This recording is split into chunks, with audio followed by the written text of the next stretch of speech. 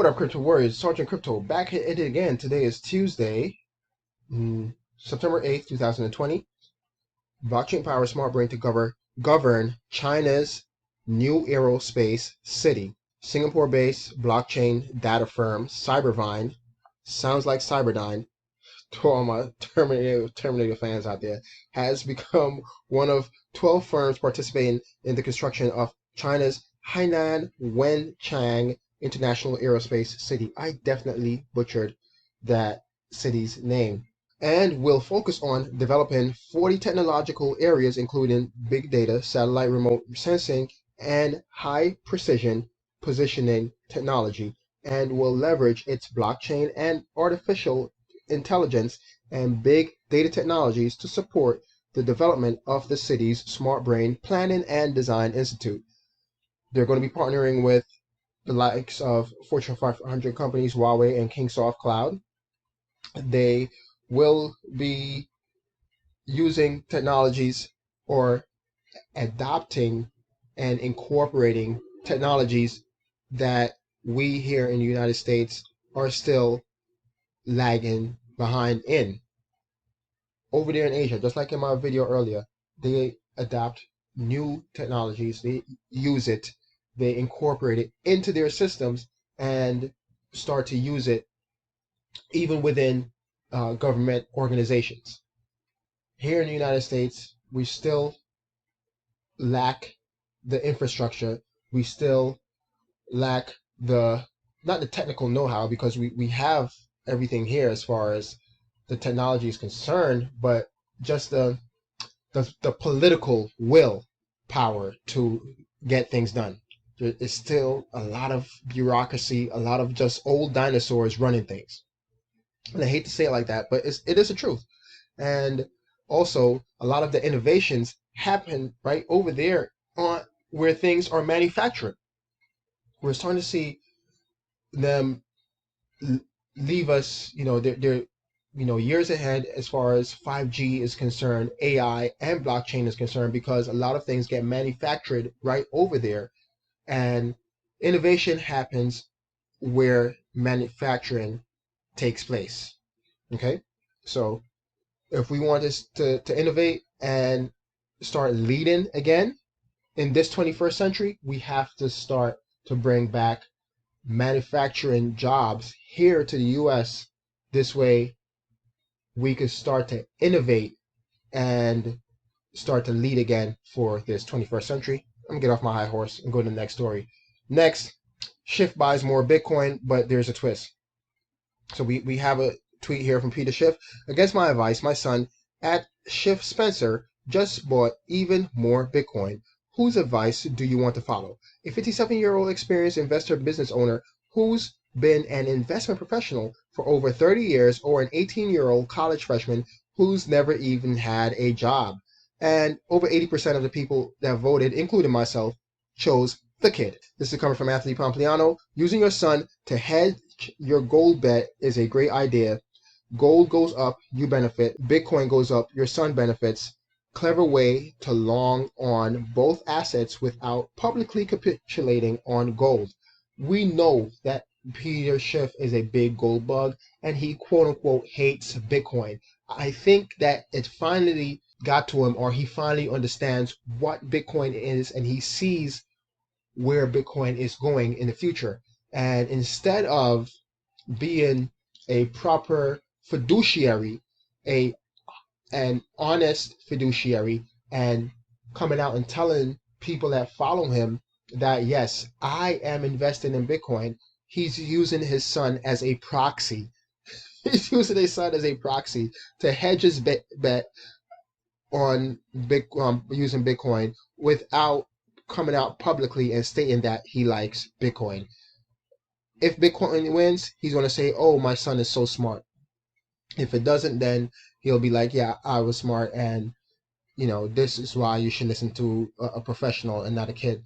But again, he's using his son as a proxy, because we all know that Bitcoin will win in the future. Next, this guy loves Bitcoin because he still talks about it all the time. Exchanges suffer as Chinese users chase DeFi gains. So we have in China Despite the recent sell-off quickly wiping out $2 billion from the total value locked in the decentralized finance sector, Chinese demand for DeFi appears to be growing. Daily searches for DeFi on popular Chinese social media platform WeChat spiked to an all-time new high on September 2nd of nearly 900,000, nearly doubling the previous high of 500,000. And we're seeing now that people are taking their money off the exchanges and depositing it into these DeFi platforms. Many exchanges have suspended withdrawal services, escalating tensions and giving way to the emergence of a popular coin withdrawal campaign. Not your coins, or not your keys, not your coins. You leave your stuff on the exchanges, you are leaving yourself open to a third-party risk as far as them doing stuff like this, blocking you from taking off your own money. That's what crypto is here for us to be able to have control of our own finances. However, we're starting to see that they themselves, these centralized exchanges, are starting to act like the systems that they claim that they have left behind. They're starting to act like the bankers that they themselves hate. Everyone is greedy. Everyone is doing rehypothecation. They probably don't even have the coins on there. They're just showing you numbers on the screen. I'm not going to dive too deep into that. But when there's a bank run, if you have the money in the bank, it shouldn't matter. In this case, if you had a crypto on the exchange, it shouldn't matter. But we're starting to see that people are wanting to, even though ETH had these ridiculously high fees, people still want to yield farm, because guess what? You'll make that money back in no time once you're yield farming. Okay. Next, speaking of DeFi, a deep dive into DeFi venture funding, VCs are stronger than ever. The 34 DeFi companies listed on DeFi Pulse have raised just over 500 million from more than 100 venture funds. Everyone is getting into DeFi, and they've been getting into DeFi since 2018. And that's what this article is talking about.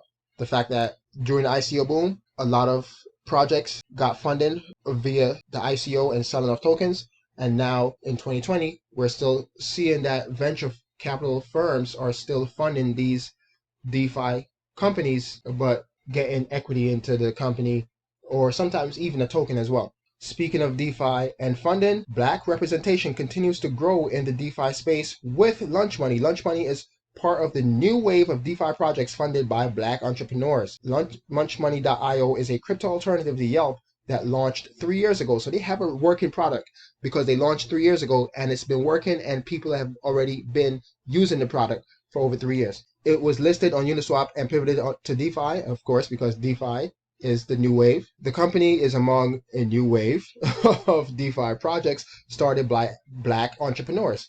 And it's great to see that we have Black entrepreneurs in the space, and we definitely need more diversity in the space and more funding towards Black crypto-owned companies, Black blockchain companies. It just brings a different perspective. It brings another audience and more use cases and more adoption when you include everyone, because that's what crypto is about in my eyes. It's about inclusivity and including everyone into this space. All right, this company here is helping the underbanked with their DeFi token. So yeah, let's just talk about it in the comment section below. Smash up that like as always. Thank you for watching, and let me know what you think about this article right here about Black representation continues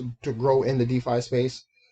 DeFi getting funding from VC firms. We need more VC venture funds funding Black entrepreneurs in DeFi or in crypto, period. And exchanges blocking people over there in China. Schiff is buying more Bitcoin. Think he's slick. And yeah, more development in China, man. It's we need to step our game up. But thanks for watching again, as always. It's Sergeant Crypto, and I'm out. Peace.